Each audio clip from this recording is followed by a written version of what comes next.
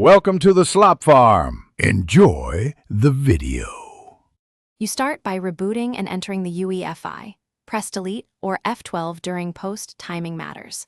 Once inside, navigate to Boot or Boot Option Priorities because that's where the sequence is controlled.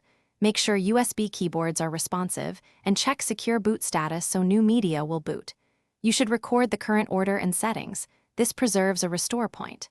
Now select the Boot Priority menu and prepare to move devices. You'll change device order to define what boots first and why. Once done, focus on the middle steps. Choose Boot Option Priorities and pick the entry you want first. You will either use plus and keys or click and drag in the Gigabyte UEFI GUI to move an SSD, USB stick, or PXE option into the top slot. Make sure the correct interface, SATA versus NVMe, is recognized. Enable CSM only if you need legacy boot support. You should also disable network or optical boot if they slow startup, because that shortens boot time. You finish by saving changes and exiting.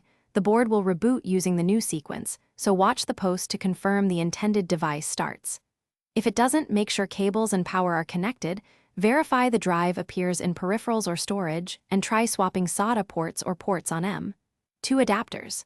If settings look corrupted, clear CMOS to reset defaults. This restores access and often fixes recognition issues.